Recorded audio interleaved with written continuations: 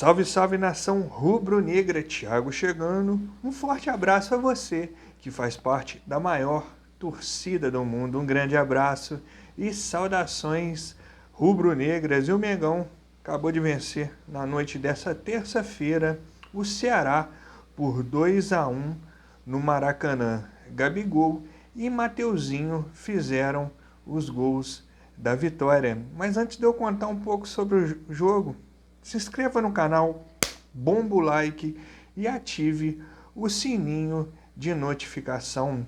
O Flamengo que logo aos 2 minutos, o Diego Ribas roubou uma bola, tocou para o Gabigol. Ele apenas deslocou o goleiro do Ceará para fazer 1-0 Mengão. O Flamengo recuou um pouco. O Ceará trabalhou a bola um pouco mais no campo do Flamengo, querendo o jogo. Um empate, uma pontuação ali, levava eles ali para uma zona de classificação de Libertadores, coisa que o Ceará nunca disputou. O Flamengo teve um gol anulado do Bruno Henrique aos 21 minutos do primeiro tempo. O Andrés Pereira saiu lá de trás, trazendo os demais jogadores do Flamengo, puxando os adversários. Ele tabelou com o Gabigol, tinha a opção de cruzar para o Bruno Henrique ou chutar. Ele optou em cruzar, e por questão de milímetros ali, eu nem culpo o jogador ali, que não foi fominha, e o Bruno Henrique ali estava impedido. E o Flamengo ali, melhor no jogo. O Flamengo que entrou com apenas 5 titulares: Diego Alves, o próprio Andrés Pereira, Everton Ribeiro, Bruno Henrique e Gabigol. Aos 25, o Diego Alves sentiu uma lesão e entrou o Hugo Souza. O Flamengo ali continuou, voltou a imprimir um ritmo melhor de jogo, mas só conseguiu uma jogada mais efetiva aos 41 minutos, quando o Mateuzinho foi a linha de fundo, cruzou bem, o Gabigol cabeceou forte no travessão. O Gabigol bem, além do gol, se movimentando, abrindo espaço, buscando o facão. Eu que critiquei o Gabigol algumas vezes, hoje foi muito bem na movimentação. Veio o segundo tempo, o Léo Pereira sentiu a coxa direita, entrou o Bruno Viana. O Flamengo continuou ali pressionando, porém sem grandes oportunidades ali de gol. Teve uma boa chance com Everton Ribeiro aos 12 minutos, de fora da área, ele bateu bem. O goleiro do Ceará encaixou. Aos 14 minutos, Diego Ribas fez um bom lançamento para o Gabigol ali, que acabou perdendo, mas o Gabigol já estava impedido, mas a elasticidade, a plasticidade da jogada foi muito bonita. Aos 15 minutos, ele entrou com a Arrascaeta e o Michael, saíram o Everton Ribeiro e o Diego Ribas. E o Flamengo veio para cima, teve arrancadas do Bruno Henrique pela esquerda. O Andrés Pereira foi 2 vezes na linha de fundo, mas não conseguiu centrar bem. Numa delas, ela passou pelo Gabigol, sobrou para o Bruno Henrique sem ângulo, chutar de canhota. Não foi gol feito, que perdeu o nosso BH. E o Flamengo continuou criando ali, perdeu uma ótima chance ali com o Gabigol. E aos 34 minutos veio o Ceará se impondo ali, naqueles ainda falha de posicionamento do sistema defensivo. Tabelou. O jogador do Ceará chutou, o Hugo Souza espalmou e o Lima escorou para dentro das redes, um placar que dava antecipadamente o título para o Atlético Mineiro. O Flamengo voltou, veio para cima e 3 minutos depois O Michael foi na linha de fundo, fez boa jogada. O Bruno Henrique só ajeitou e o Mateuzinho entrou dando uma paulada, quase furou a rede. Foi comemorar com a galera, o nosso grande Mateuzinho, um grande lateral e que tem muito a evoluir aí. O Flamengo ainda continua mais em cima. O Ceará se abriu para o jogo para tentar um gol de empate, um gol que, como eu disse, valia a classificação da Libertadores para eles. E o Flamengo foi à linha de fundo de novo com o Michael.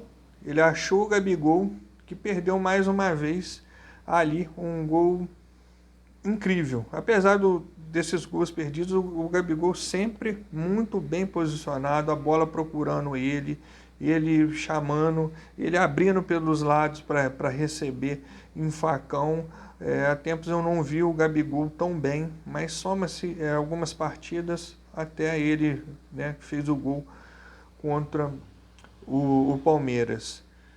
Aí já nos acréscimos ali, o Arrascaeta, né, um contra-ataque do Flamengo, o Ceará buscou uma pressão ali no final, o Arrascaeta achou o Michael até demorou, ele já poderia ter lançado o Gabigol antes, mas ele atrasou um pouco a passada, a marcação chegou. Ele rolou para o Gabigol num corta-luz maravilhoso, a bola sobrou limpinha para o Andrés Pereira, era uma chance de um pouco de redenção, de uma redenção maior. O Andrés Pereira que errou alguns passes importantes no jogo, mas não conseguiu. E com isso o Mengão foi a 70 pontos, praticamente aí já cravada a nossa segunda colocação. E vamos olhar para o futuro, vamos olhar para frente. A chance do brasileiro aí é praticamente nula, né? Vejo 3 posições em termos de time titular importantes para serem observadas, né? O Everton Ribeiro vem perdendo um pouco da qualidade ali, de aparecer no jogo, dar o passe final, chegar, essas finalizações que ele dava a longa distância, às vezes também com essa função de atacar e de defender, o jogador vai perdendo. Não que é para descartar o Everton Ribeiro ali, mas começar a olhar com carinho essa posição ali, ou que reveze, ou que o Everton Ribeiro seja utilizado no banco. Lateral esquerda, Felipe Luiz também requer uma preparação física muito grande, a idade vai chegando para ir e voltar. Um lateral hoje em dia que vai como ponta, também não tirando. O Felipe Luiz, como já várias vezes já foi citado, às vezes pode atuar como volante. É um cara de equipe que serve, mas olhar. E com relação ao goleiro, gosto muito do Diego Alves. Mas, por exemplo, né, ele saiu hoje aos 25 minutos. Ele sempre sai por uma coisa ou outra. E em jogos de mata-mata, assim, ele é importantíssimo. Nós perdemos para o Palmeiras, mas é um jogo que se vai para pênaltis.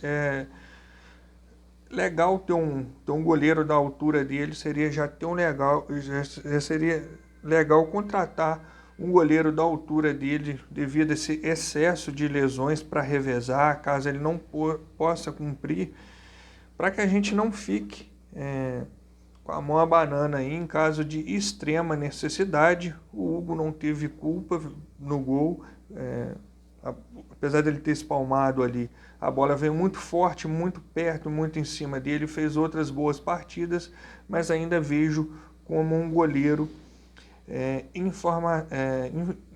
em formação. E eu dou destaque para essas 3 posições, visando 2022, além dessa lista de técnicos que eu citei ontem, para a gente não perder o compasso aí e ficar com títulos de menores expressões e brigar mais forte no brasileiro, vir para brigar de novo para Libertadores e a Copa do Brasil, e esse técnico que é esse novo estrangeiro que é imprescindível, porque também, apesar de não é de todo ruim, uma campanha para quem fica em segundo lugar, mas não ergue o troféu, não entra para a história, não consta como título, assim como a Libertadores, além do que nós perdemos em perder a Libertadores, não disputar a Recopa e principalmente o Mundial de Clubes. Não adianta ficar todo ano, chegar em segundo e terceiro, e eu, assim como você, queremos o melhor para o Flamengo sempre. Então é o que eu vejo, olhar com mais carinho com essa posição, mas não desfazendo desses jogadores. Ah, mas é difícil, XY, mas sempre se acha. No mercado externo